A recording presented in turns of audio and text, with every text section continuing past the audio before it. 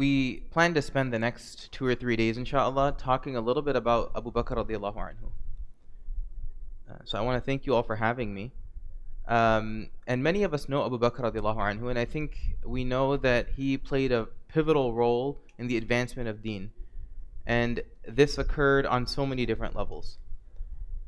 And if we look at his life very closely and we examine it, we'll find that there were certain qualities that he had that if we were to bring into our own life, we'd become very successful Muslims. And so over the course of tonight, tomorrow, and Sunday, inshallah, my hope is that we'll be able to cover 3 of these qualities. And the way we're going to do it is we're going to divide his life into 3 phases. The first phase, and this topic for tonight, is the phase as the facilitator. And then the next one will be his phase as the follower of the Prophet ﷺ, and then the third day will be his phase as a leader. So let's begin by talking about who Abu Bakr was in terms of as a facilitator. What I mean by this is that the way Abu Bakr in his early years was able to become such a prominent Sahabi, someone who we remember to this day, much of it is because he was someone who facilitated deen for other people. He was someone who facilitated deen for other people. And there's a hadith of the Prophet ﷺ that sort of highlights this principle. And I think if we keep this hadith in mind over the course of the session today, it will make sense. In that hadith, the Prophet ﷺ says, "Ad-dal ala al-khayr kafa'ilihi," that the inviter or the caller toward good is like the doer himself or herself. Meaning, if a person invites someone toward doing something good, then not only does the person who does the good get that reward, but the person who invites and encourages toward good also gets that reward. So for instance, if I was to encourage everyone that, look, maybe we should all spend 5 or 10 minutes reciting Quran tonight, and everyone decides that they're going to spend 5 or 10 minutes reciting Quran. Now, not only do I get the reward of reciting, assuming I do as well, but for the 20 or 30 or 40 people that also recite Quran, that reward also goes into my account because I've now facilitated that particular act of worship. So one of the ways by which Abu Bakr becomes such a prominent Sahabi who becomes the leader of the Ummah eventually is by facilitating deen for other people. There's another hadith that resembles this. And the Prophet ﷺ says, "Man dalla ala khayr falahu mithlu ajri fa'ilihi." Same concept, right? Which is that the person who guides toward good is like the person who does good. Right? There's like the person who does good. So what are the 2 ways in particular that Abu Bakr radiallahu anhu facilitated deen? Right? One, he was an emancipator of slaves. And the second way was that he called as many people as he could toward Islam in his early days. And I want to spend a few minutes talking about these 2 roles that he played and how this led him to being the facilitator of our deen, which eventually earned him such a high status, second to only the prophets. I mean, there's an agreement in our ummah that there is no individual who carries the maqam or the status of Abu Bakr. There's no one else who compares to Abu Bakr. Only the prophets are above Abu Bakr. And that's a big deal. So, we mentioned, the first is his role as an emancipator. Meaning one of the things that Abu Bakr did in his early days was that he freed slaves whenever he could free them. Right? This was one of the things that he would do consistently. So, let's take a step back. When Islam first came and the Prophet ﷺ received nubuwah, and now there were a couple of early people that accepted Islam. There was Khadija, his wife, Ali, his cousin at the time, Zayd, his servant that accepted Islam. And so there were just a handful of people, and Abu Bakr radiallahu anhu accepted Islam as well. And there's no disagreement that the first adult male that accepted Islam, or the first person outside of the household of the Prophet ﷺ that accepted Islam was Abu Bakr. Right? So this is one quality which we're not going to cover today, but that is that if the Prophet ﷺ said something, then Abu Bakr radiallahu anhu accepted it, including Islam. Now, Abu Bakr, once he accepted Islam, he did 2 things early on. He went and he freed slaves, and number 2, he went and he facilitated deen for the rest of people. In terms of freeing slaves, it was known that Abu Bakr, once he heard or knew that there was an oppressed slave, a Muslim slave that was being oppressed by their master, Abu Bakr made it a point to immediately go and purchase that person's freedom, enabling that person to then achieve their successes in deen. He would literally go around, and if he heard of someone oppressed, he would immediately go and free that person. And whatever cost it would be, he would give that money. It's said that he was very wealthy at the start of when he accepted Islam. At one point, he had 40,000 dirham, right? And at the time of Hijrah, he was down to about 5,000. It was because he was constantly spending on other people. In particular, he was spending on the freedom of other people. There's many examples of this. For instance, he freed Bilal radiallahu anhu. We know Bilal, who was that companion who initially was tortured by his master Umayyah bin Khalaf. Severely tortured. They used to, during the daytime, children would take a collar around his neck, and then they would drag him through the streets of Mecca just to humiliate him, because all he would say was Allah, Ahad, Ahad, Ahad. And in the hot sun, his master would take this big boulder and place it on his chest, his bareback chest, and his chest would basically be on the scorching ground, and it would and he would be laid flat for extended periods of time. It was this immense suffering. So when Abu Bakr radiallahu anhu had heard about the torture that Bilal radiallahu anhu was facing, this is the same Bilal who eventually goes and becomes the mu'adhin of our ummah, who gives the adhan first in Medina, he gives the adhan in Mecca, and he's the first person who gave the adhan in Masjid al-Aqsa as well, in Jerusalem, when they conquered Jerusalem with Umar. So he goes to the master of Bilal, and he says, how much will it cost to save Bilal, to free Bilal? And Umayyah was like, this person, he said, I'll give him for 7 ruqiyas, which is like let's say $7. Just, it's a measurement of currency at the time. And so Abu Bakr, without hesitation, gives that money. Now, as he's walking away with Bilal, Umayyah, to taunt the situation and to taunt Bilal, says, this person's so worthless, essentially, that even if you had given me one unit of currency, like $1, I would have given this person to you. That's how worthless he was to me. That he's trying to. And Abu Bakr radiallahu anhu says back to Umayyah that even if you had asked me for 100 units of currency, like whatever, $1,000, I would have been ready to give it for this person. And that was the status that's how he held Bilal radiallahu anhu in his eyes. He freed Bilal. He freed Khabbab. Khabbab was that companion of the Prophet ﷺ who was tortured tremendously. The people that had owned him, they would make him bare without clothed, and they would put him in iron armor, and then they would put him on the hot ground of Mecca, and they would make him lie down, and his back essentially would melt through. That's how hot it was. And then they would take these iron rods and they would beat him. There was one occasion where in the Khilafah of Umar had walked into a gathering and he saw Khabbab there, and he said, there's no one who is more worthy of being in this gathering, meaning no one has gone through more suffering and difficulty in their life except maybe Bilal. Khabbab was next in line. And so then Khabbab radiallahu anhu stood up and he raised his shirt, and you could see the grooves in his back from all the tortures that he had suffered many decades ago. So Abu Bakr freed Bilal, he freed Khabbab, he freed Amir ibn Fuhayra. This was the companion that was the guide of the Prophet ﷺ and Abu Bakr from Mecca to Medina in the Hijrah. His name was Amir ibn Fuhayra.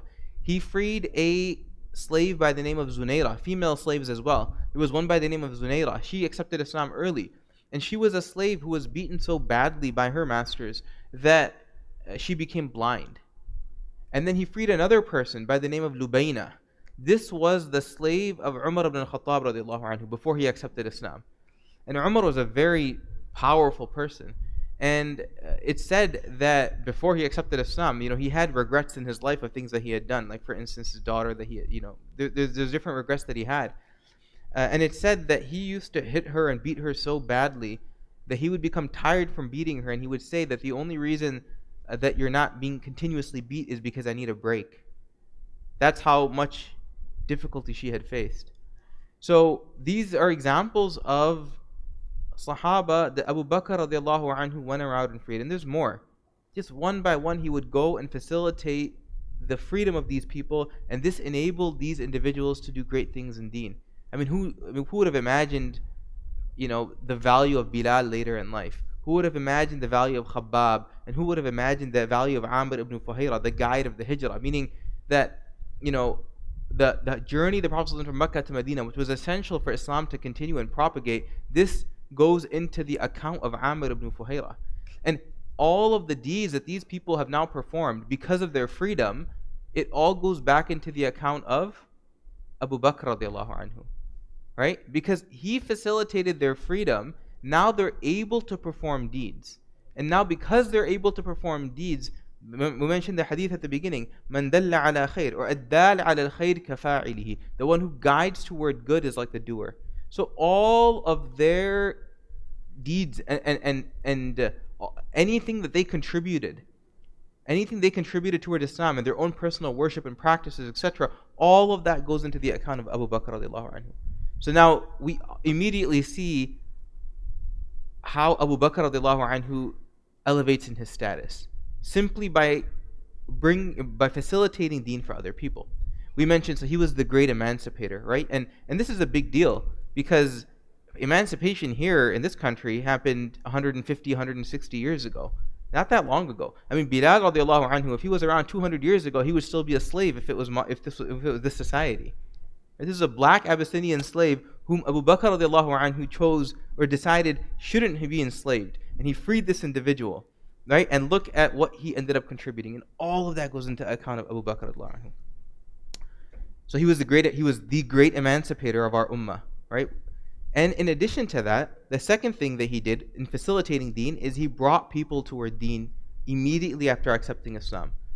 So I mentioned that when the Prophet ﷺ received Nubuwwah and Abu Bakr came to the Prophet ﷺ and he had heard that there was this prophethood he was talking about, he immediately accepted Islam. He didn't question the Prophet ﷺ at all.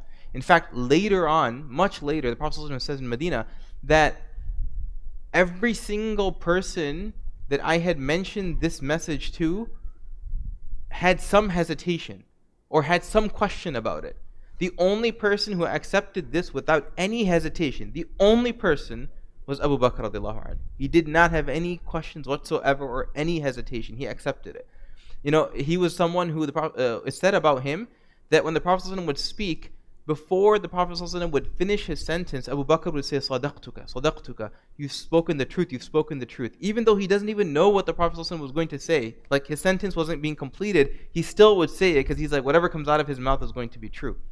So he accepted Islam, and immediately after accepting Islam, what's remarkable is that he then chose to bring other people to Islam as well. And he didn't wait.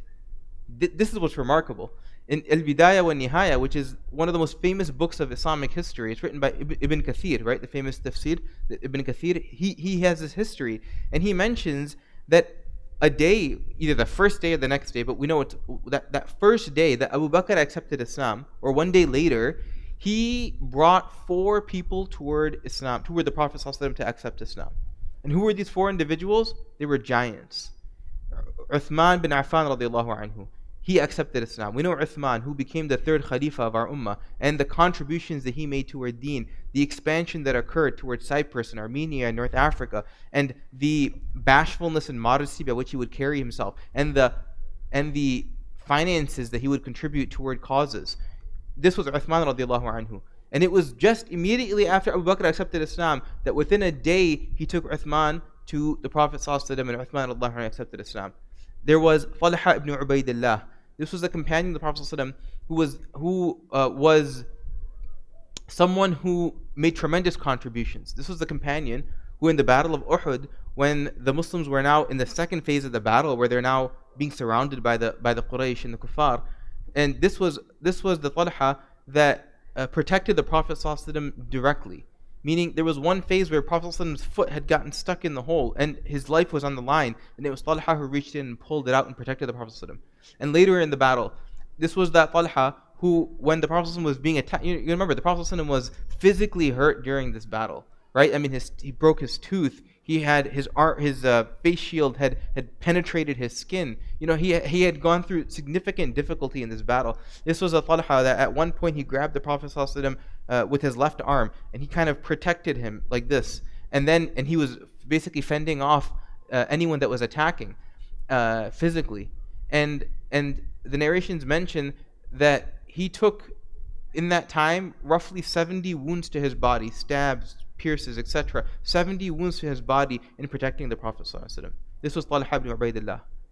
Talha, on day one, Abu Bakr, this is not much going back to Mecca. Talha was someone that Abu Bakr immediately took to the Prophet ﷺ, and Talha radiallahu anhu accepted Islam. Zubayr ibn al-Awwam. Zubayr was a very famous companion. He was a companion. The Prophet ﷺ said that every prophet has a disciple. Every prophet has a disciple, and my disciple is Zubayr. My disciple is Zubayr. Zubayr ibn al-Awwam. This was the father of Abdullah ibn Zubayr. Zubayr ibn al-Awwam, again, day one, he was like 15 or 16 years old. Abu Bakr radiallahu anhu took him to the Prophet ﷺ. Sa'ad ibn Abi Waqqas. This was that companion who took Islam to China, the Sahabi that took Islam to China, and the 30 plus million Muslims that are there. All of this started from Sa'ad ibn Abi Waqqas. This was the companion. So, these four individuals, Uthman, Talha, Zubayr. By the way, Talha and Zubayr, the Prophet said in a hadith that these two are my neighbors in Jannah.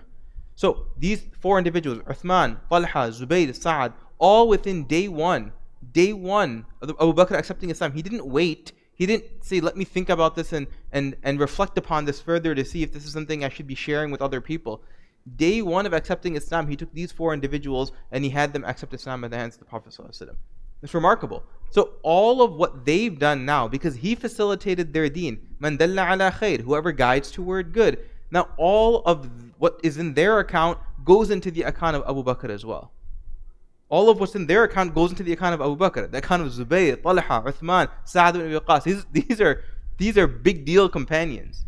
These are big deal companions who we still remember today. That was day one. On day two, right? This is now day two. He takes an additional two companions that are mentioned in this particular narration of history. He takes a companion by the name of Abdul Rahman bin Auf radiallahu anhu. Abdul Rahman bin Auf was one of the companions who was one of the wealthiest companions. Meaning, if we wanted to look at the example of a companion that gave the most wealth toward deen, it was Abdul Rahman bin Auf. There was one need that the Prophet had asked for, and Abdul Rahman bin Auf donated, in one occurrence, he donated 500 horses and 1,500 camels.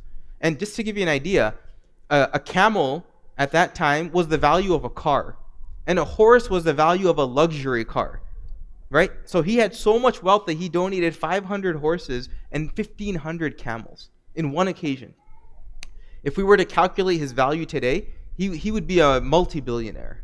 That's how wealthy he was.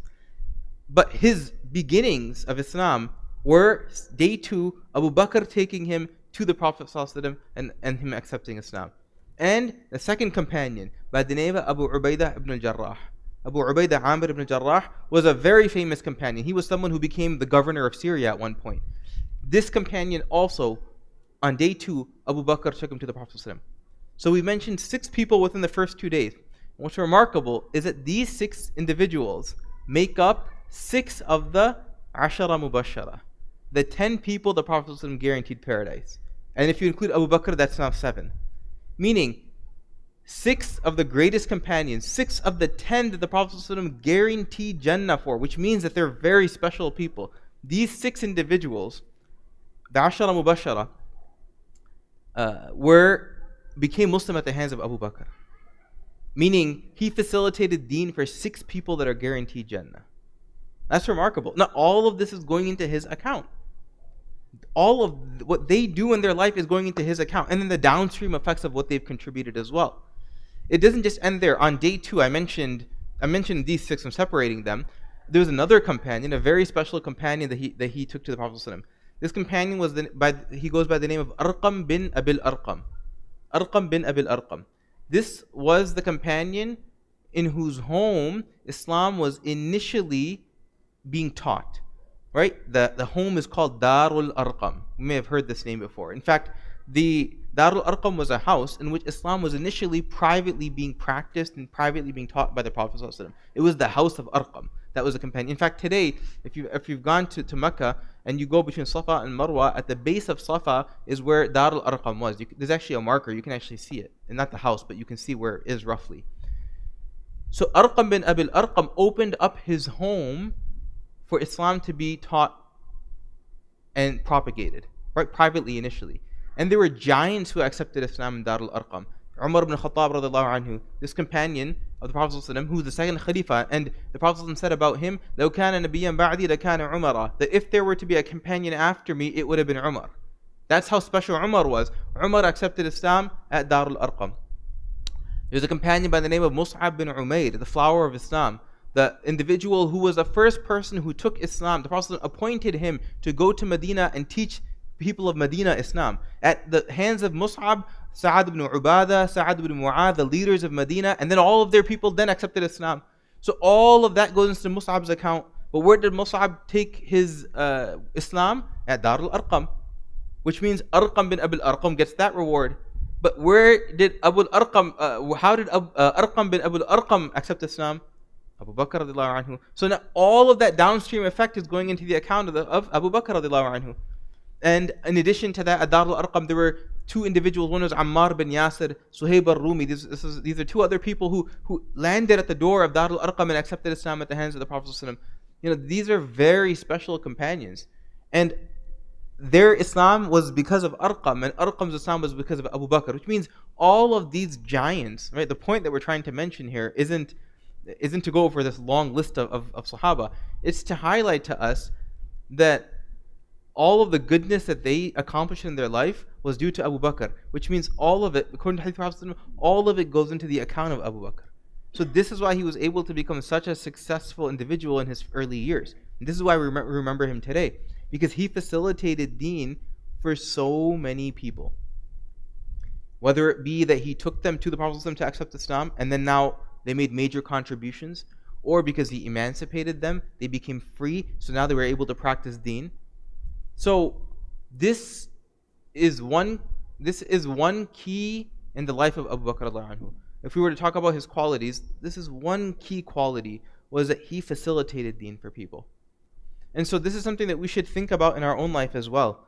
Like, what role, how can we bring this quality into our life?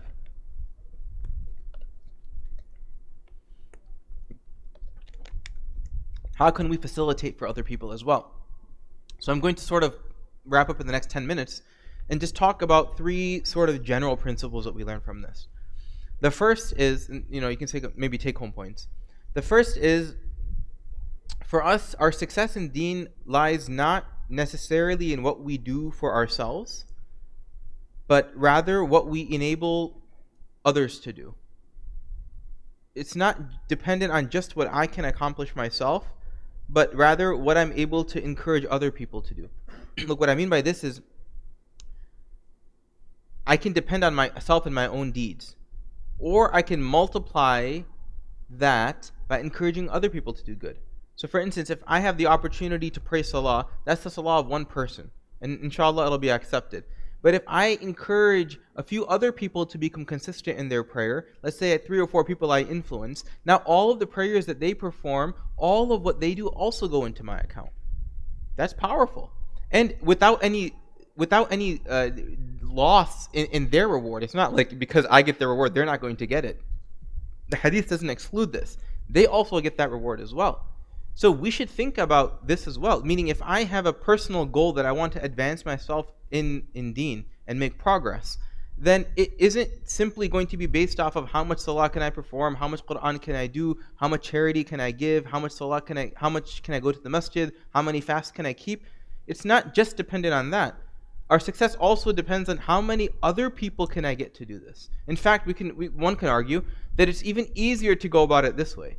I mean, it's difficult for me, for instance, to wake up and pray tahajjud consistently. But if I can convince 3 other people to do it, then all of what they do is into my account as well. It doesn't give me an excuse to not make an effort, right? But there's no reason I can't get the reward of them doing it. Just because I'm not practicing something doesn't mean that I can't encourage other people to practice something. This is not a sign of hypocrisy. It's my own recognition of my own weakness, which is that I'm limited in what I can do. I'm limited. I know my own weaknesses and I know my strengths. And maybe I'm not someone who can come to the masjid 3 times a day. But if I can get someone else to come to the masjid 3 times a day, all of that reward goes into my account too. Maybe I'm not someone who has the ability to give large amounts of wealth in sadaqah. Fine. But if I can encourage other people to give their wealth in for a good cause, now that goes into my account as well. Maybe I don't have the flexibility in my time to serve people, then if I can at least encourage other people to do that, then I'll get that reward as well. So we should push people toward goodness, because when we do so, we also get that same reward. It's an easy way to make quick progress in deen, so that we're not having to depend solely on ourselves. And when we depend on just ourselves, we know how weak we are and how at times lazy we can be. But we can use this hadith to our advantage, and taking from the example of Abu Bakr radiallahu anhu, facilitate deen for other people, because it ultimately allows me to benefit. Just to highlight how special of a person Abu Bakr was, Umar radiallahu anhu made a statement. It's a very deep statement. He said about him that if we were to take the iman of Abu Bakr and put it on one side of the scale, and then take the iman of the rest of the ummah and put it on the other side, his iman would outweigh the iman of anyone else. And another hadith, the Prophet ﷺ says that about Abu Bakr, that once Aisha radiallahu anha was with the Prophet ﷺ, and she looked at the stars in the sky, and the whole sky was just lit with stars. And not like here, we live in a suburban area or in a city where you can't really see stars. But if you go out, let's say 2-3 hours north or west of here, and it's a new moon, and you look in the sky, you'll just see thousands and thousands of stars. So she asked the Prophet ﷺ, is there anyone whose deeds account for all of the stars in the sky, right? The quantity wise. So the Prophet ﷺ said Umar. And she kind of had this look on her face, a little bit saddened, because she wanted him to say her father. So he looks at her and he says, is something wrong? What happened? So she says, I was hoping you would say my father. So he said that the rough lesson from this is that even one, that all of what Umar did doesn't even equate to one day in the life of Abu Bakr. Right? So this was, but it makes sense. Because if Abu Bakr was continuously receiving the rewards of hundreds of thousands of people that he guided toward Islam, his account is just rising. He's not just dependent on his own individual deeds. He's continuously, even to this day, he's continuously receiving the benefit and reward that comes from all of the people that he facilitated deen for. Every adhan that's called goes to Bilal radiallahu anhu's credit, but Bilal's credit goes to Abu Bakr. All the adhans that are happening in the world, the adhan that happens in Mecca. Just think about the Islam that's present throughout the world. All of that funnels back into Abu Bakr. He was the master facilitator, and at one point he was the great emancipator. So the first take home is that for us, our success lies not just in what we do for ourselves, but what we enable others to do. The second is, even if we feel like we're limited in what we can offer other people, maybe sometimes we think that, I don't have knowledge, or I'm not someone who's eloquent in my speech or even my example, that doesn't remove this responsibility from me. I still have this responsibility. Look, what I find very interesting is Abu Bakr himself, if he was here today, he would be speaking, I wouldn't be. If he was here today, he would be undoubtedly the leader of the ummah. We all would look up to him. Right, he is as close to the Prophet ﷺ as we would ever get. Despite this proximity to the Prophet ﷺ, when people came to Abu Bakr, like Talha, I mentioned Talha on day one, what happened was he was on a trip, and he came back and he had heard about this nubuwah thing, and he went to the door of Abu Bakr. What did Abu Bakr do? He could have said, okay, accept the kalima la ilaha illallah. That's not what he did. He took Talha to the door of the Prophet ﷺ and took him to the Prophet ﷺ, and there Talha accepted Islam. Meaning, even Abu Bakr, despite his qualifications, at this phase in his life, he wasn't assuming the responsibility of directly guiding people, but he was taking people toward guidance. All of us had that ability, right? All of us at least had that ability, which is that even if I can't myself provide a benefit to someone because I feel limited in my knowledge or my ability to make this contribution, at the bare minimum, I can at least take people to sources of benefit.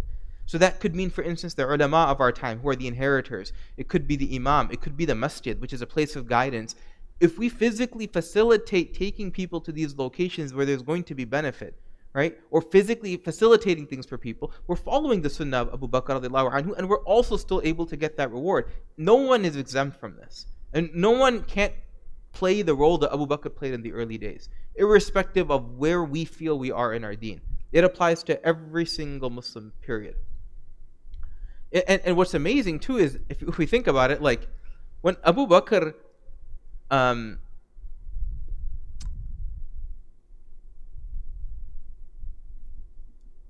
when when he facilitated for so many people, whether it was as an emancipator or whether it was as someone who took people to Deen, like, did he know who these people were going to become eventually? Like, did he know that Bilal would become Bilal, who is an inspiration for every single person, and and we use him as the model for us in terms of the adhan, and he's any black Muslim in the world uses him as a source of inspiration. I mean, did Abu Bakr know that this was going to be the eventual status of Bilal or Abdul Rahman bin Auf or Sa'ad ibn Abi Waqqas? I mean, he didn't know this, right? So similarly, we don't know who's going to become that gem who's then going to continuously rack up points in our own account. We don't know. Our job is to do it, and Allah Ta'ala, I mean, there's a possibility that there's gems within the community whose rewards will then go into our account. So the first take-home point I mentioned was that our success lies not just in what we do for ourselves, but what we enable others to do. The second is, even if we are limited in what we can offer, we can still take people to places or individuals where they can become guided. That responsibility is not lifted. Or number two, we can remove hardships from people, from Muslims in particular, but people in general. We can remove hardships so that they can serve Allah subhanahu wa ta'ala properly. I mean, this was what Abu Bakr did, right? He removed hardships from people that were enslaved, and this enabled them to worship Allah. So all of us have the ability to do this.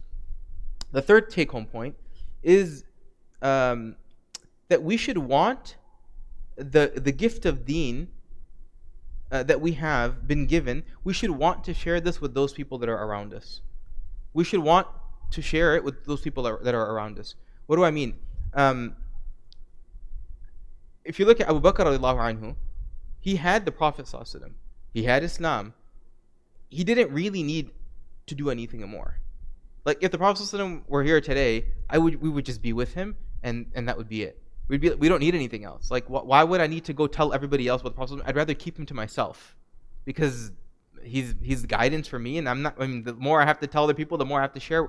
I have to share the Prophet, right? So, I mean, he already was the best friend of the Prophet. He already had the Prophet, you know, at his for whatever he would need. Despite this, he himself felt that he had been given this gift of Islam in his heart. And he wanted to share it with every other person that he can think of. Right? He wanted to share it with as many people as he could. So, similarly for us, you know, we should deeply reflect in our own lives. If we've been given the gift of Islam and given the gift of Deen, we shouldn't be content with us just having it and saying, look, I already have my Quran, I have my masjid that I can go to and pray when I need to, I have my Ramadan so I can experience a nice spiritual rejuvenation, I have my i'tikaf, you know, everything's taken care of for me, so I'm going to keep it to myself. It should be that if I've been given this gift from Allah, then I should want every other person I interact with to also have this. It starts with a simple intention, but it extends beyond this as well, right? Which is that I genuinely should want, if Allah's given me something so special, I genuinely should want every other person that I interact with to also have something special. And that was the approach of Abu Bakr. He already had something special. He had Islam, he had Deen, he was an early follower, and he was the best friend of the Prophet. He had no need to have to share this with anyone else. But he made it a point to share it with anyone and everyone that he could, because this was something that was that he appreciated so much that he couldn't help but want other people to have and taste what he was tasting as well. So this is Abu Bakr radiallahu anhu as a facilitator, right? And I hope that through this first phase of his life, which is the early days of Makkah, we'll take this particular quality from his life and try to inculcate it in his life, in our own lives, and just keeping in mind the hadith of the Prophet ﷺ, right? Because this should be the underlying or the overlying principle of today's discussion, which is that الدال على الخير كفاعله. Whoever guides toward goodness, whoever facilitates goodness, and other people then do good because of that, because of us, then we also get that same reward. It's like the doer himself. And we see this exemplified more than anyone else. If we look at the lives of anyone else, we see this exemplified more by Abu Bakr radiallahu anhu than anyone else. So may Allah subhanahu wa ta'ala grant us the tawfiq to appreciate the value of this hadith. May Allah ta'ala allow us to facilitate deen in our own life and in those around us. May Allah subhanahu wa ta'ala grant us the tawfiq to share this gift that He's been given us with anyone that we interact with. Wa akhiru da'wana alhamdulillahi rabbil alameen. Inshallah, tomorrow evening we'll talk about Abu Bakr's life as the close friend and lover of the Prophet ﷺ, the follower of the Prophet ﷺ. And then on Sunday, inshallah, after Dhuhr, we'll talk about his role as a leader, especially after the death of the Prophet ﷺ. Jazakumullahu khair.